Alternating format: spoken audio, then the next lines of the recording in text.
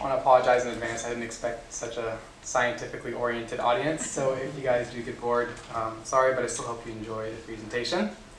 Good afternoon. My name is Baraa Hijaz. I'm an undergraduate neuroscience major here at UAB, and currently I work in the Department of Neurology under the supervision of Dr. Laura Volpicelli-Daly. Now, how many of you can distinctively remember the difficulty of putting on your shirt this morning? Did you miss your toothbrush when you went to add toothpaste, both the first and second time? How often do you find yourself thinking about whether or not you'll be able to shake your colleague's hand without playing the missed high five game?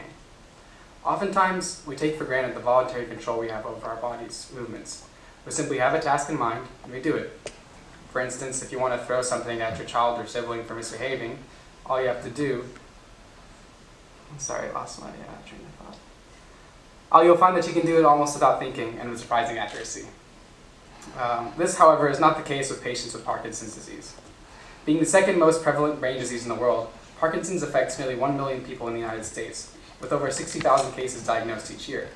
People with this disease have many symptoms, which include motor symptoms of bradykinesia, which is slowness in movement, tremor, and stiffness. They can also suffer from a variety of non-motor symptoms, including loss of smell, sleep disorders, cognitive changes, and depression.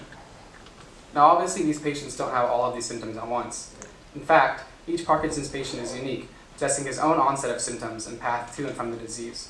This is one of the reasons that makes Parkinson's so difficult to diagnose, as there are no current biomarkers to verify its pathogenesis. It also makes it so difficult to cure, as there are so many factors that are involved in each person's unique progression of Parkinson's. So what characteristics links all these patients together? For this, we have to peer deeper into their brains. So in the human brain, there are 100 billion brain cells called neurons, and neurons communicate to each other to evoke our feelings, emotions, and to dictate our behaviors.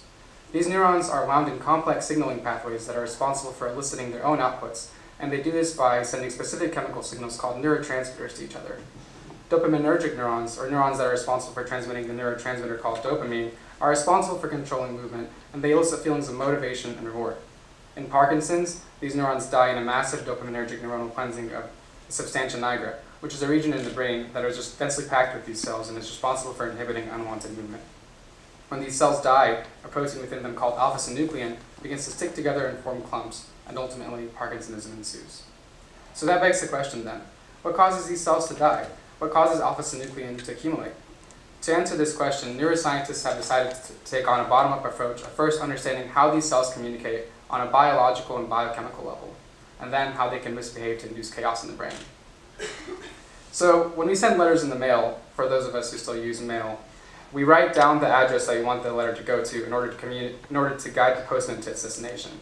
Now the letter needs a postman because surely you can't just walk over to its receiver's mailbox, and the postman needs an address because otherwise he'll not know to which of the billions of mailboxes in the world to take it to.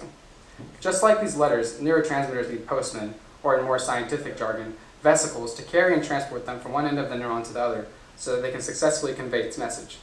These vesicles require specific addresses, or proteins called RABs, in order to guide them to the synapse, or the junction between two neurons. So what happens when these vesicles aren't given the correct address, or no address at all? Well, they can no longer deliver the proper message. What we have found is that certain genetic mutations that are prevalent in Parkinson's disease cause these RABs to malfunction or phosphorylate, and subsequently hinders the transport of these vesicles to the presynaptic membrane of dopaminergic neurons. We have also found that when this happens, the accumulation of clumps of the protein alpha-synuclein significantly increases and further accelerates the progression of cell death, leading to Parkinson's. So going back to our analogy, if you shut down the postal service, you can't deliver any mail. And if you can't deliver any mail, you'll result in a lot of angry people. So our research has been focusing on better understanding the relationship between these mutations and the disruption of vesicle transport in these neurons. We have found that these mutations may in fact hinder the ability of RABs to transport vesicles to their presynaptic destinations. Because very little is known about the exact role of RABs in neurons, our research is covering a new frontier for not only developing a better understanding of the initiation of pathology, but also on the biology of how RABs interact in neurons. Using a mouse model, we will investigate the role of these RABs in protecting neurons from cell death when they're acting normally, and we will observe the implications of recapitulating an environment in which Parkinson's disease-linked mutation is present. We've already shown that expressing these RABs in neurons prevents the formation of alpha-synuclein clumps, which are the pathological hallmarks of Parkinson's. So this supports our current hypothesis that suggests that there is in fact an important role in RAB proteins in transporting vesicles to the presynaptic membranes of neurons. Ultimately, our work will open new avenues for the discovery of more relevant molecular targets to help slow and ultimately prevent neurodegeneration and the progression of Parkinson's disease. Thank you.